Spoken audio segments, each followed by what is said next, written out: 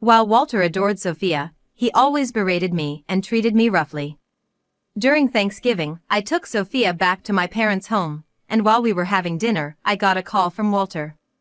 Expecting it to be some pointless conversation, I put it on speakerphone so my mother could hear. Then, Walter's cheerful voice came through. "You don't need to come back." "What?" "I've brought Sophia's moving boxes to the house." I was completely baffled by what he was saying. "It's because of you that Sophia doesn't want to come home. If you just leave, Sophia can live freely with me like she did when she was a child. So, get out already." I was beyond angry and just astounded. "You can live in a shelter alone." "All right," I replied quietly and hung up. Suddenly, my mother and Sophia burst out laughing. Inside, I cursed at Walter. He better be ready. It's gonna be too late to apologize later. My name is Michelle, and I'm a 55-year-old housewife. Walter was a senior in college, and after graduation, we met through a mutual friend and started dating. 2 years after our marriage, when I became pregnant, he was overjoyed. After our child was born, he actively took part in raising her. I often hear stories about fathers who are not involved in child rearing, but Walter was surprisingly involved in taking care of our daughter, Sophia. Many of my friends were envious. On the other hand, after giving birth to Sophia, he treated me as if I were disposable. It seemed like Walter had this rule: the more you adore your daughter, the more you can belittle your wife. He didn't hesitate to verbally abuse me, even in front of Sophia. Come to think of it, when we were dating, Walter seemed to look down on me, who was 3 years younger. Since we were from the same school, he didn't mock my education but made fun of my age. "Michelle, you're so cute, not knowing such things." "I'm sorry." "It's okay. I've lived 3 years longer than you, so I have more life experience. You won't go wrong if you listen to me." "Yes." Back when we were newlyweds, he spoke more kindly. However, as time went by, he became more and more arrogant. "Hey, many wives balance work and household chores. I'm taking care of Sophia, and you only have a part-time job for 6 hours. You should be able to handle it better, right?" After attending a daycare committee meeting after work and having only bought a single ready-made dish due to being in a hurry, he said all that. When I mistakenly scheduled the neighborhood cleanup a week off, he nagged at me for an hour. "Get it together. I'm embarrassed when you're like this. Sophia will also be talked about. Do you intend to put Sophia through hardship being her mother?" "I'm sorry." But Walter also read the neighborhood notice in front of me. Before I could mark the date on the calendar, he passed it to our neighbor. When I asked him which day it was, he answered confidently, so I assumed that was the cleanup day. It wasn't only my mistake. But if I pointed that out, he'd berate me tenfold. To end the argument quickly, it was best to show a humble attitude and bear it. Whenever I fell sick, Walter got upset. Before marriage, when I told him that I wasn't in the best of health, he said such sweet words. "I'm robust, so if you ever get sick, I'll take care of you." But when I did feel unwell, Walter would incessantly complain in front of me, while I lay weak in bed. "I can't make dinner because I have a fever of 100.4 degrees Fahrenheit? Can't take care of your husband? You're failing as a housewife." "I'm sorry, I think I caught something from a colleague. Can you please get some takeout or something from the store?" "Oh sure, always with the excuses. Sophia, let's go get some dinner with Daddy." When Walter returned home, he only bought alcohol and snacks for himself and treats for Sophia, not getting anything suitable for me to eat. "If you get us sick, you're in trouble. Right now, you're no different than a germ. Stay in your room until you're better," he snapped at me. As Walter closed the bedroom door, I could hear Sophia's concerned voice.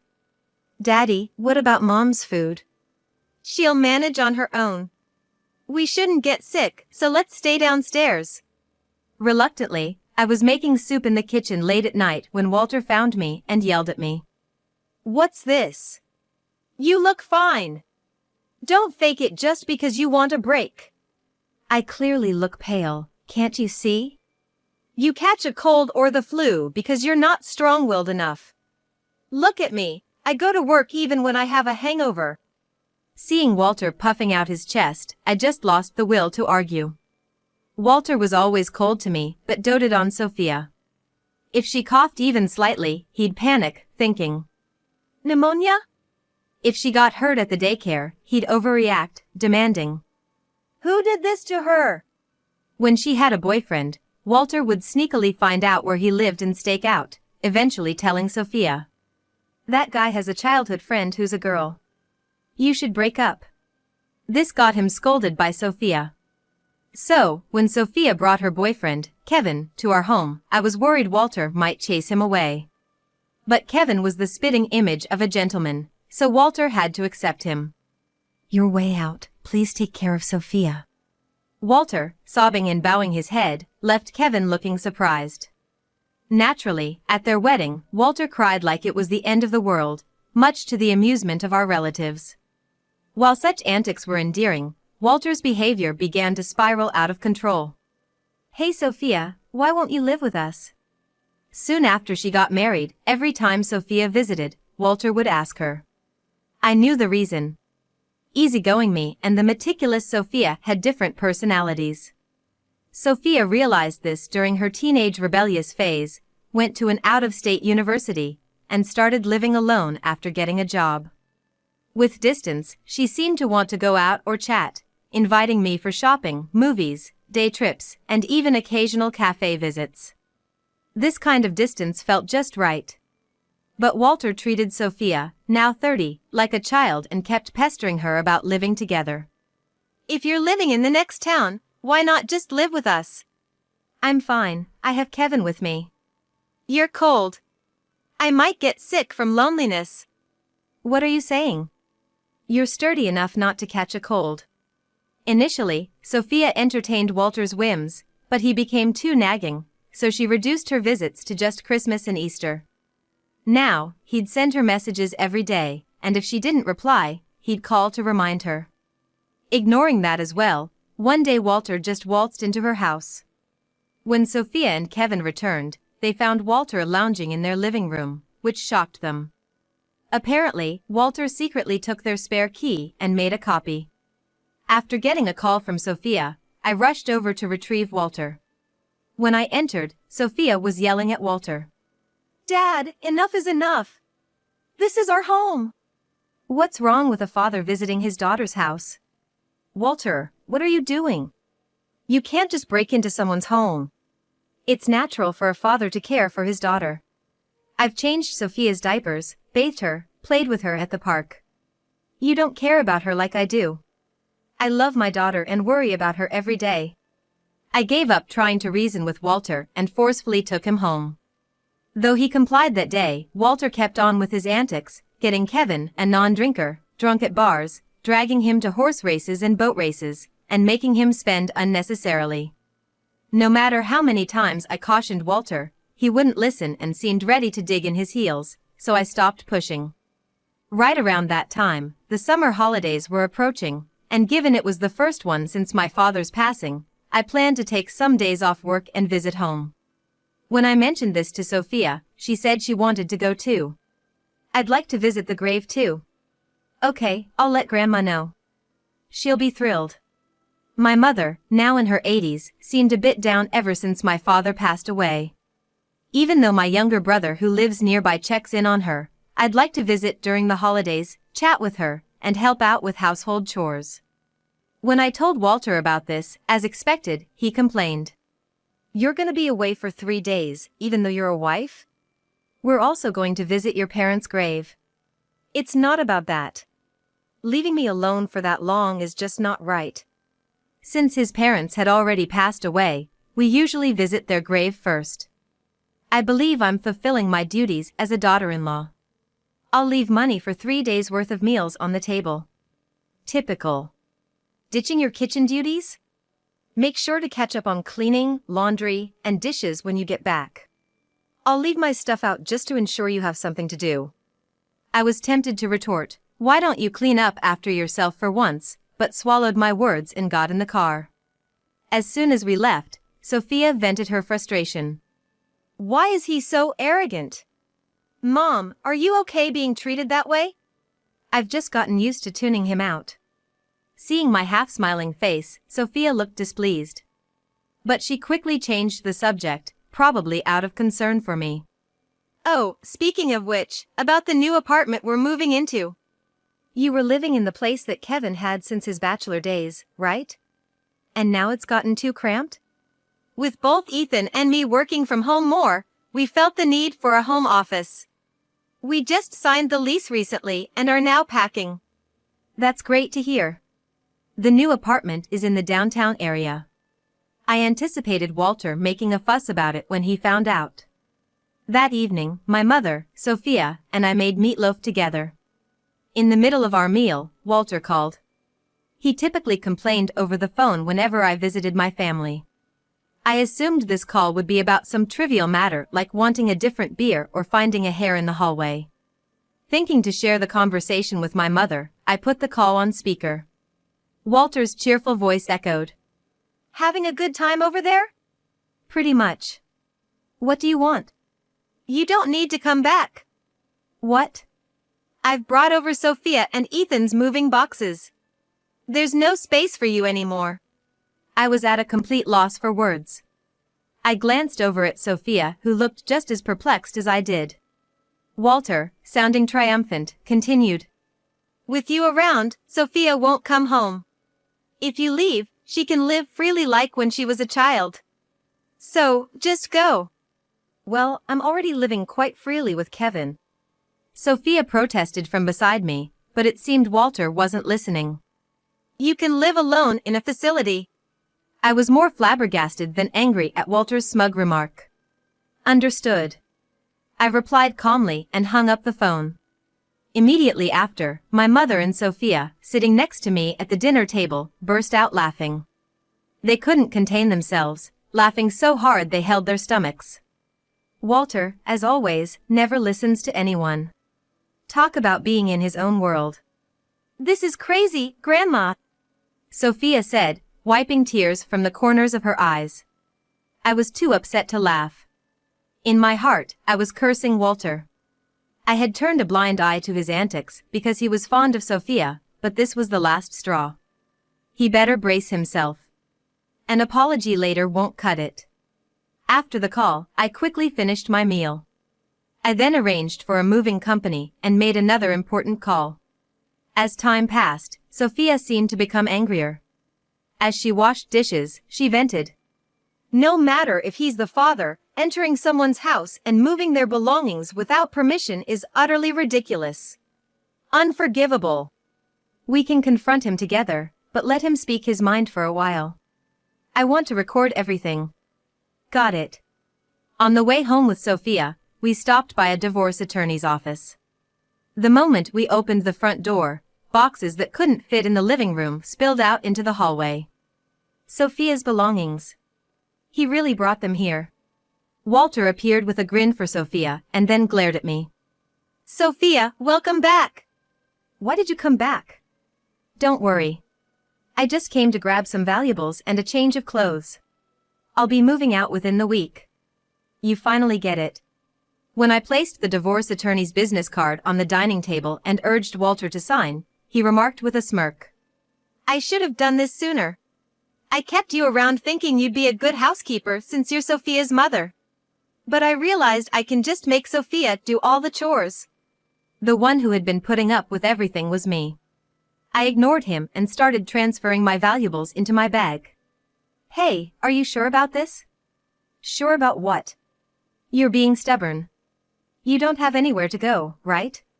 I heard your brother and his wife are moving in with your mom next year. You'll struggle living alone with your meager salary. Walter spoke to my back with arrogance as I packed my suitcase. If you change your mind now and apologize for everything and swear to serve me for the rest of your life, I might let you stay in this house. Thanks for the offer, but I'm good. I had already booked a place, and I'm just moving there a bit earlier. Oh, some rundown apartment? That would suit you better than this stylish room. Don't you think so, Sophia? Walter laughed crudely. Sophia, who had been frowning all this while, finally spoke. You're seriously mistaken, aren't you? Wait, Sophia. Enough already.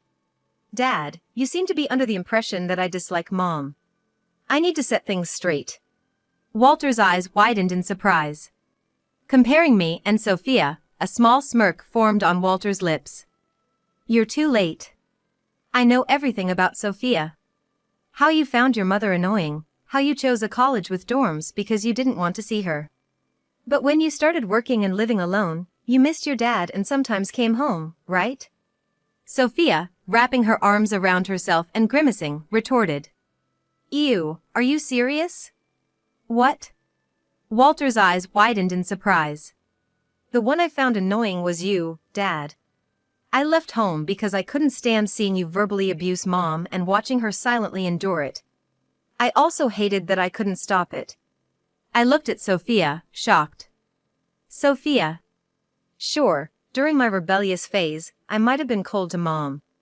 But have you ever heard me say anything bad about her? I bet you haven't. Seemingly hitting a nerve, Walter's face contorted in discomfort. If you'd treated Mom better, I would have commuted from home to college. The cold treatment I received from Sophia during her rebellious teenage years no longer bothered me. However, I always believed Sophia left home to avoid our disagreements. I never thought that Sophia hated me, but I did believe she didn't want to live with me. Discovering this unexpected truth made my heart heavy with emotion. Also, you think I don't know, huh? About the debt you made from gambling. Walter's cheeks tensed up. What are you talking about? Feigning ignorance, Walter's face turned pale, his voice shaking. Don't play dumb. You used my college tuition for horse racing and boat racing, didn't you? Mom had to borrow money from Grandma to pay it off, right? Michelle! You spilled the beans! Walter shouted at me. No, I overheard you talking to Grandma in the hallway when you returned the money to her. I later asked Grandma about it. I had asked Mom to keep that a secret. I didn't know she told Sophia about it.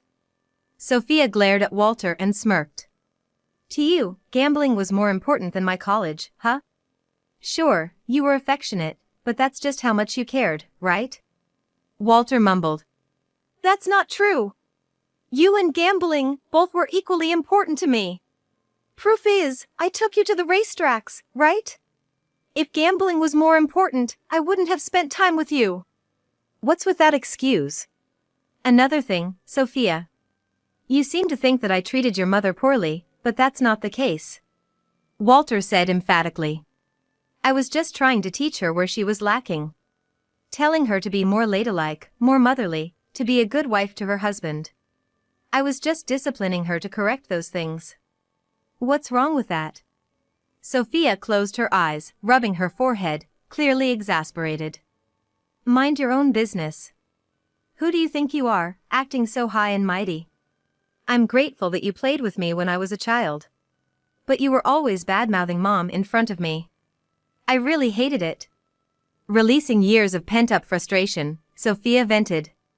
While demanding 3 dishes for dinner and a spotless house, you'd leave your clothes everywhere and wouldn't even make your own coffee. Thanks to you, I grew up distrusting men and struggled with the idea of marriage. Walter seemed not to have heard Sophia's passionate plea. He let out a soft sigh and furrowed his brows. Seems like you've got the wrong idea, Sophia. Well, if we live together, you'll understand. What? I'm definitely not living with you. I'll move my stuff to my new place tomorrow. You've always been stubborn, huh? Or is it playing hard to get? I know deep down you really love me. You're just shy, aren't you, Sophia? Chuckling, Walter took the divorce attorney's business card. We're gonna be total strangers soon. Move out quickly. Don't leave your stuff here too long, it's a hassle. I will. So, you better find a new place too. If you dilly-dally, you'll get kicked out. What? Walter looked dumbfounded. I shot him a cold, sarcastic smile. Did you forget? This apartment used to belong to my father. It seemed the realization hit him like a ton of bricks. Seeing Walter's wide-eyed expression, I kindly reminded him. Remember when we were considering buying a house after getting married? Dad suggested we live here since a unit became available. Plus, it's close to your work. After Dad passed away last year, Mom inherited it. So, it's hers now. Walter went pale, rapidly recalling the phone conversation he had had earlier. I smiled gently and continued.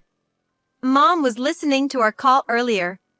She said she wouldn't tolerate someone so ungrateful and inconsiderate.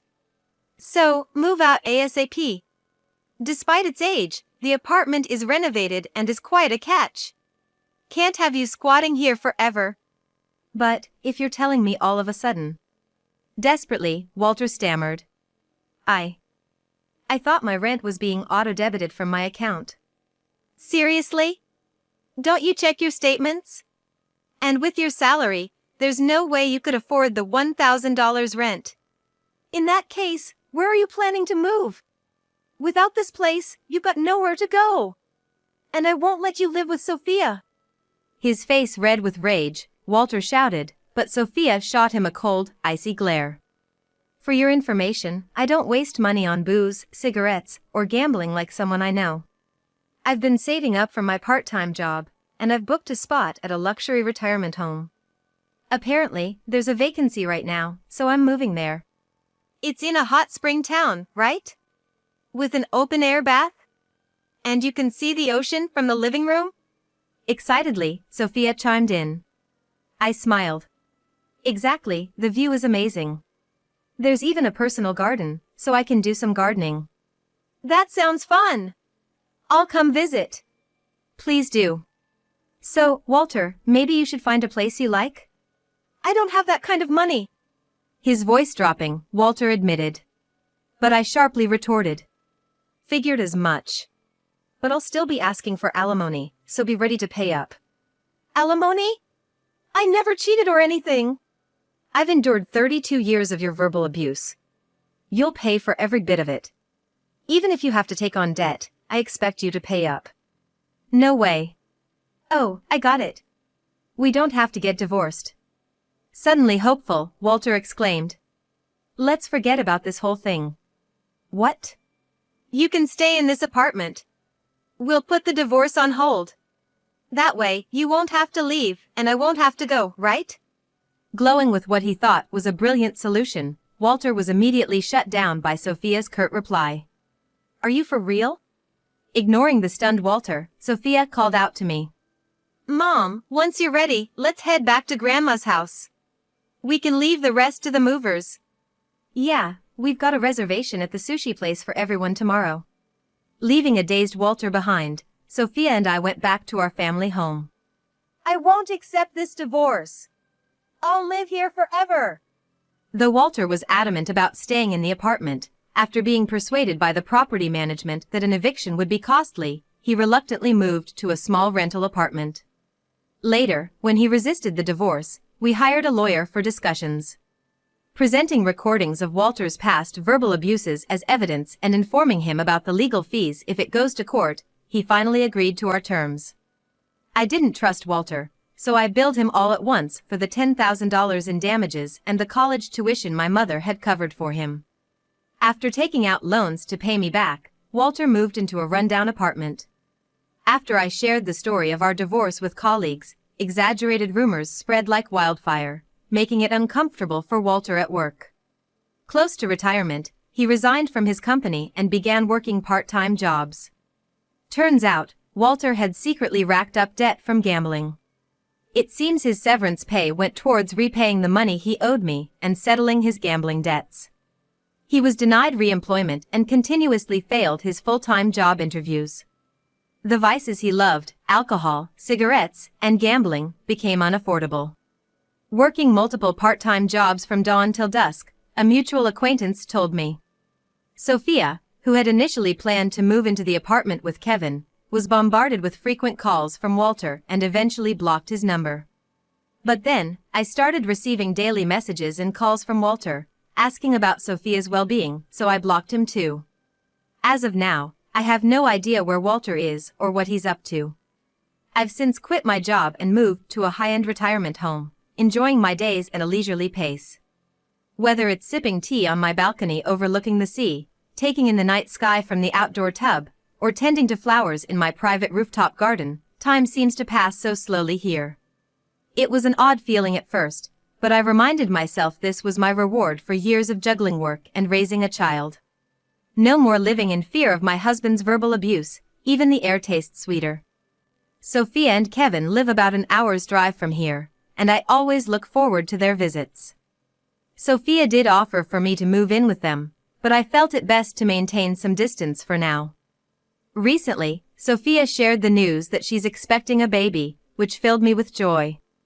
Looking ahead, I hope Sophia and I can continue to respect each other's lives, keep unnecessary meddling at bay, and maintain our close bond.